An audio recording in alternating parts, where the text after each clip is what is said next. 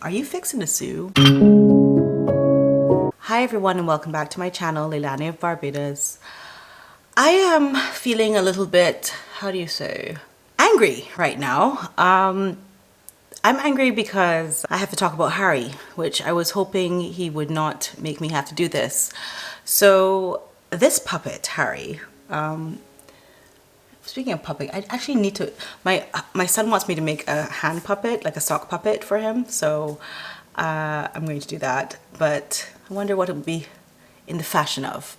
Yeah, so Harry went on this podcast, Dax Shepard's Armchair Expert, which makes him sound like a very humble guy, Dax Shepard. And he talked about pain and suffering. He said that Prince Charles, his father, passed on pain and suffering to him. That sounds like a legal term. And I'm just wondering, are you fixing to sue? Can you imagine if Prince Harry sued the royal family? Is that what they're about? Because you never know what they're going to do next. So is he fixing to sue?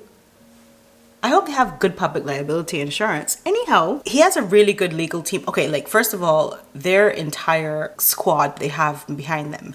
There is a machine running. And we're going to talk about the different deals and everything. I want to do a follow-up because I did a video on that. The deals and the multi-million-dollar contracts that they're signing. That was the video I did in the style of Lady Colin Campbell where I paid homage to her. But yes, it is a big machine they have behind them with a lot of very incredible people. So I'm just wondering, why is he talking about pain and suffering? Is he talking about damages? He's going to sue. It's hard to sue for damages. I don't know in terms of his life, what damages he endured. I'm not really sure. Part of their squad is Rick Ganow, who is a Harvard graduate, and he is Hollywood's best. Handles all of the Duchess's affairs according to the Evening Standard. But anyhow, Harry got on there and sort of tried to align himself with this idea of generational curse. Generational curse normally is to do with education and you're the first to go to college in your family, for example. So you've broken the generational curse because your grandparents didn't really believe in it, your parents didn't really believe in it, and now you are breaking that curse. And he's sort of trying to align himself with that, the way my father was treated by his father, who by the way just passed away, and the vault he just went down in the vault, and Harry's up here talking about him. It seems like the emotional side of things, or how he was raised, he didn't feel like he had enough or whatever. And it's just amazing how he has unseamlessly slipped into this stereotypical, overprivileged American boy who uses litigious wording to blame his parents, and that's just not what we thought about him ever. I never saw him in that light. It's shocking. I'm shocked. I don't know what's going on there. Unless he's reading a script, which someone could write who he might know. Someone who worked on Suits. And thinks now that she is not only a scriptwriter, actress, and also a lawyer. I don't know. I'm just using my mind and thinking. That's just imagining,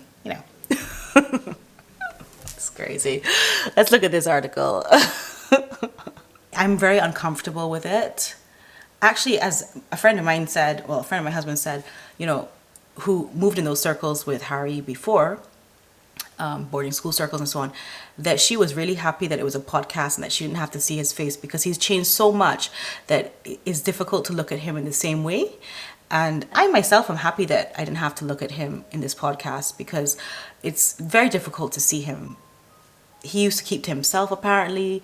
He was fun. He was with the lads a lot. I just wonder how those people feel about him as well, his soldier lads, and how do they think of him now? I really wonder. It's very sad to see this kind of demise of a character, or of his mind has become so weak, or was it always weak? I really don't know. Anyway, he said he never really wanted the job that he had.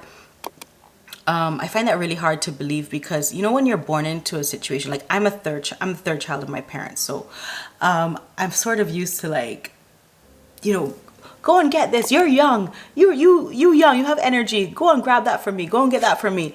You know, and I don't think that he had a problem with his role before. I think his mind was tainted at some point in his life because he was fine with his role before. So Harry didn't want that life, you know. He didn't want that privileged life of being born a prince. I think most people can admit that they would have loved to have been born a prince. I think the biggest issue for me was that being born into it, you inherit the risk. You inherit the risk that comes with it. You inherit every element of it without choice. And because of the way that the UK media are, they feel an ownership over you. Literally, like a full-on ownership. And then they give the impression to some of their, well, most of their readers that that is the case. But I think it's a really dangerous place to be if you don't have a choice. But then, of course, then people quite rightly will turn around and go, so what if you didn't have a choice? It was privilege.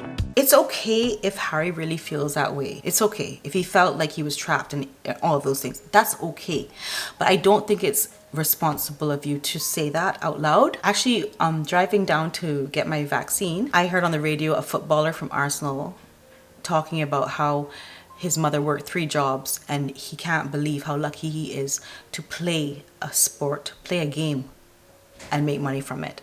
So that is relatable. We understand that. Yeah, so he said it like it was, you know, I'm lucky I play this sport for fun and I get money for it, a lot of money for it. There's the same thing with Harry, yet he's complaining about it. So if that's the case and if he really feels like that, I must believe him, but just keep it to yourself. Don't tell anybody about it.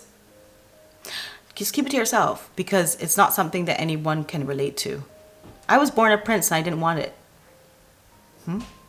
The taxpayers work hard, you know, they work hard and all they expect is for the monarchy to do a little something sometimes. And most of them, like Princess Anne, are very hardworking and do over and above, you know, but I think the money that you're paid would be good enough for most people and you shouldn't complain about not wanting that job. That's all I'm saying. Like, I was wondering why I'm feeling like so upset about this. I mean, I know my arm is hurting because I got my vaccine. I was lucky enough to get my vaccine yesterday and I don't know if it's because of that, but by the way, where is their vaccine footage? Like, can we see where Meghan and Harry got the vaccine?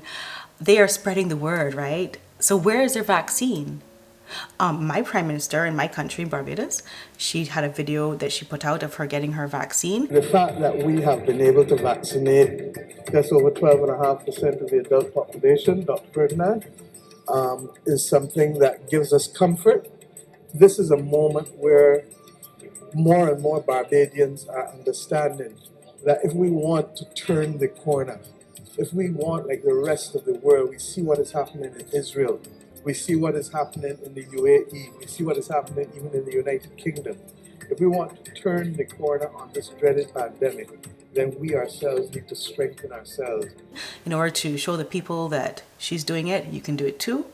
And where is that? Because all I could see was her sitting there on a bench talking about she's thrilled to be having a daughter and women's rights and equity or whatever. Like, so where's your, can we see like a certificate? I mean, so many people, if you look online, if you look on Instagram, so many people are showing their certificate. I got vaccinated and I just don't see, if anyone has seen it, please let me know because I'm trying to find it and I can't find it. So please let me know if you found that evidence of them getting vaccinated for COVID. If any of you tell me Meghan's great and don't talk about her and stuff, you're standing a liar. Imagine standing a liar. I stand you, Meghan. Imagine. It make you look not very clever. How can you just support somebody who really does not care about you? She didn't even care enough about anybody to stay in the position, this privileged position of helping the world and the platform she had as a member of the royal family. She didn't care about doing any of that. So you're going to support her. Okay, do you. And now in America, they're just getting deals on deals on deals. It's crazy. Like, you know, Angelina Jolie, Brad Pitt. There's so many people in history though that have gone all over the world with causes, building hospitals with their bare hands. Okay, I'm exaggerating, but like definitely being part of councils, sitting there, giving their actual real time to causes, and including Princess Diana. You know, she held babies who had AIDS in her arms. We saw this. It is like, what have they done? And yet they're signing all these multi-million-dollar deals, which I still have to go back and talk about in another video, because it's a lot more than we even talked about before. It's so many. And who is giving them these deals on, based on what? I had a podcast the other day, which I put up, and the interviewer asked me about the plagiarism thing, but he didn't follow up with the question. But I just wanted to say, if I, as a creator, created something and it was plagiarized to the point where it looked like it was a stencil that they drew out of my book cover and then made their book from it or her book from it, I would not come on and say, oh, it's not plagiarism, when it's so obviously plagiarism. So what would make me come and say it's not plagiarism is if somebody cut me a check. Then I would be like, oh, well, no, not at all. No plagiarism there. Sorry, gotta go to the bank. So intellectual property law is a very interesting part of law, especially because of like music. So this happens all the time with musical artists. There's a small artist, he makes an amazing beat, sick. And then somebody who's a bigger artist who can't be bothered to, or tired or burnt out or whatever, takes that beat and uses it in a song, and that song becomes a hit. They can pay that smaller artist $300, I mean anything, just to keep it out of court. And then, of course, that smaller artist does not get royalties or anything like that. That's okay, because he took the check, so that's fine. So let's not just take, like, let's use some critical thinking when we say the author of the original The Boy on the Bench said it was not plagiarism. Okay, so it's not plagiarism. Let's think more about that, because with our eyes, we can see that this is the exact same thing that she did. She copied this book, The Boy on the Bench. So what happened there? Use your mind, you know? Anyway, going back to Harry, I'm sorry, I'm a bit all over the place, but he talks about this cycle of genetic pain and suffering to him. My dude, did you just say genetic pain and suffering? What? Genetic though? You know, if you're a selfish person, you look after yourself, then you can help to stop global warming, because if you look after yourself, you can look after other people. They can after you look after yourself and you look after other people, then you can look after the environment, and then that will stop. Like, it's like,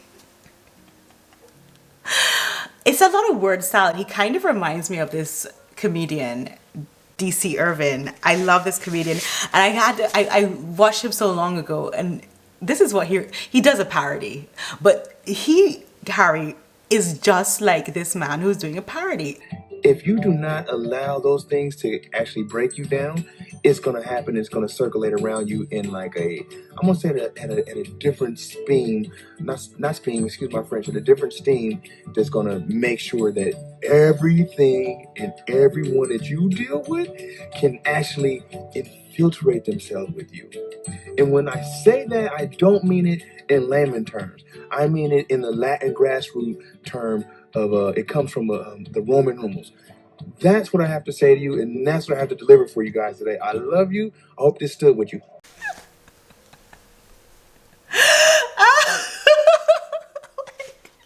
The word salad. It's not the same? It sounds the same to me. So you have to remember that Harry comes from England. I come from Barbados, and you come from wherever you come from in this world. I love to hear where everybody comes from. But every culture is different, and everybody expresses love differently. So, for example, Hispanic people do much more public display of affection, a lot of kissing, a lot of hugging. Also, Mediterranean people tend to... Anyway, I'm not going into all that. What I'm saying is that the majority, I'm talking about the majority of English people, they don't necessarily have an overt way of showing emotion. That's just how it is in England. Everyone knows that. So I don't know who he's comparing himself to, but I know his dad did a lot with him, did polo, he spent time with him, he went to boarding school just as his father and father before, and so on and so forth. Those are things that are norms within most families of that demographic, of that income level. And that's how it is. And they show love in different ways, and they support their children, and they love their children. So for him to say now, because he's in America, that he didn't experience, this is not coming from him. I don't believe so, because his mates and his friends would have all have had the same relationship with their parents that he has. And I just find that to be completely disingenuous for him to now say, I just realized the other day that suddenly my parents did me a disservice. And he's talking about childhood trauma. Let's make a distinction. He's not talking in this podcast about his mother's passing away that affected him. He is not. He's talking about his father and his grandfather and the way that they deal with their sons. If he had said because his mother passed away, of course that would be absolutely relatable and we would feel for him. But that's not what he did. And this is where I don't think he's made for this role, because he's not able to say the lines, basically, that he's been fed. It never comes across like he really means this, because he doesn't. So, I mean, let's just pretend that she told him what to say and told him what his emotional problems were and what he was lacking in his upbringing and how she saved him. Let's pretend that's what happened. What about your dad? Like, your dad, because you said you were raised as an only child. So your dad got you the starring role in plays by offering his or volunteering his services as a lighting director. I mean, he did actually work in Hollywood in lighting on big shows. So what about that? What about his getting you roles as a child? What about everything that he did for you in terms of your university and everything? Was that showing you love? It was, right? Okay. So why don't you speak to him anymore? What kind of generational curse is that? I'm sure Thomas Markle would like to know. What about your ungrateful behavior when you went into the Buckingham Palace and into the royal family? And actually, there was a lot of footage I saw of her side-eyeing Catherine. And of course, we saw when she got in the car before the Queen and stepped in front of her and stuff like that. What about that? Selflessness is not something that you're fair with at all. And I'm going to get that in the conclusion, because I have 3 points in the conclusion that I want to talk about that definitely are the reasons why they left England. But anyway, in all of this, Harry has really changed my opinion of him, because, okay, I know he was going to go back on with Oprah in this Spotify deal. Okay, I know there's a lot of things that they have to do or they feel like they're going to do in order to gain money. But this interview, I think, was so unnecessary for him to talk about his father's love for him and how he wants to do something different for his child because he wants to break this cycle or whatever. I think you should be very careful for that girl, as we say in Barbados. Be careful of that girl here, because when you went on Vax Live, the applause you got, and every word was an applause, and people liked you. And I did say I thought you had a good stage presence, but be careful for her. Remember, I told you that. Because at the end of the day, she is going to have to be the star. And people do like you. First of all, this is the first time I'm even having to criticize Harry, because I just thought he was a victim before. But remember that she knows that people like you more than her. And she's going to now put you out here in this interview with Dax, and you look bad. So maybe now she can look a little bit better. Okay? At this point, both of y'all are toxic. And any deals that America is giving you, I hope they can get their money back at the end of the day, because it's very strange. You could never do this kind of thing in the UK. You could never get anybody to sign up with you in the UK, I'm sure. Yeah, it is a parody at this point. Can you imagine that even Procter & Gamble have now signed with them? So who has not signed with them at this point is what I want to know. America. Anybody not signed with them? Okay, so just like a little conclusion here. I know I'm a bit all over the place, but I really wanted to come on here and discuss this because this morning it was really heavy on my heart. But there are three things, I think. If she was not married to Harry, she could not revamp her career. Okay? She would need Harry in order to come back into Hollywood and do anything. Because on her own, she didn't do anything. Women have come from nothing and become stars, and she did not. With all of the help and nepotism that she had in the industry, she did not come out to be more than a soap star, you know? And that's probably not what she wanted, knowing her. Now that we do. So that is what she left the palace to do, is come back to Hollywood and use her Duchess title, which she is still using, even though nobody thinks she should still use it, because she's not working and she's not getting paid to work in the UK in public service. So what is the title thing about? But she didn't want to be a princess, remember? She didn't want to be a princess. So that's why she left. No, she did, because then she got crazy on Oprah and like was so mean looking when she talked about that title thing and how she wanted her son and unborn daughter to become prince and princess. So the second thing is, of course, playing second fiddle, which I touched on before.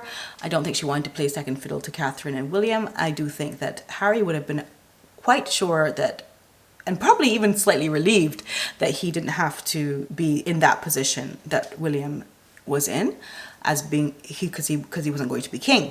But I don't think she was comfortable with that. But anyway, moving along, the fact that she's a selfish person, she did not see the point of cutting ribbons for any cause. I mean, of course she knew she could make more money if she went back. I'm sure her agent, right, must have been leaving voice message after voice message on her phone, like, Megs, you gotta come back to Hollywood, honey. I mean, that Duchess title, listen, I'm not even gonna take 5%. I'm not gonna take 4%. I'm gonna take 2%.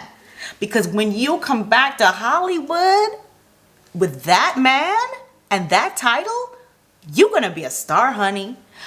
I mean, you're an American and you married into that family, but no one's done that for like, well, anyway, the last person that done that, they got exiled, whatever. Listen, you need to come back, and I got somebody else on the phone over here that wants to talk to you.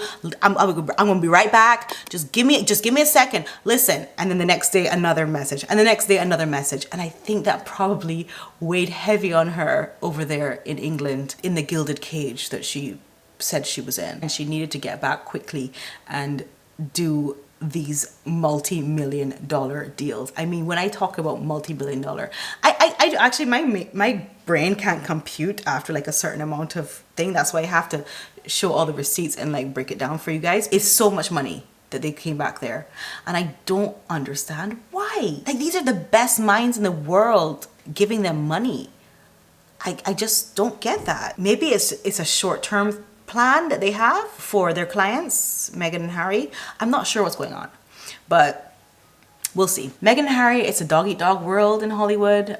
I hope you know that. I think you do know that because you're just like them. So let them fight it out. Whatever happens, happens. Anyway, thank you so much for watching me today. Thank you for going through this with me. I honestly needed someone to talk to today because I felt so much emotions this morning. And my arm is okay. It's a little bit of a dead arm feeling at the site where they injected, but it is important to get it, and we will power through it. And I'm just wearing my dress from Sydney, London. I'm going to do a little photo shoot in a bit, showing you how beautiful this dress is. These are so comfortable. I love to wear them. Summer is coming. They have matching scrunchies, and I only am talking about it because my friend is very, very talented, and I love to watch her work, and it's amazing. She's amazing. So Sydney, London, I will link it in the description. You know I love these dresses, and you're going to love them too if you buy them. There's another color as well that I have to buy. I can't resist it. It's a pink, a baby pink, powder pink. Thank you so much for watching. And oh, if you keep watching, you'll see my unboxing of it because she does a beautiful packaging as well with a personal note. So thank you so much. Lots of love. Bye. Hi everybody, how are you? I'm just getting ready to film a video. This is from my friend. This is her Sydney, London dress, and she says, "Dear Lani," she calls me Lani.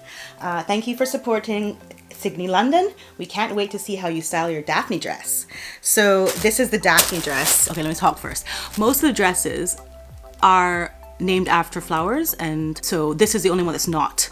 And this one is named after, in honor of Scooby-Doo, Daphne and Scooby-Doo, who wore that poor purple dress. This is a lilac color.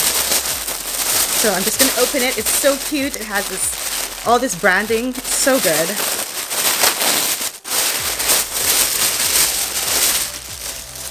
And here it is. Oh, and I got the scrunchie as well because needs must. Okay, this is the dress. Oh, love it, love it, love it. Lilac. Looks really good with the braids, doesn't it? Okay, so I'm gonna go and get dressed and get to this video. Oh, and you can see here, even the paper says Sydney on it. So yeah, it says Sydney, London. Can you see that? It's just amazing branding. I love it.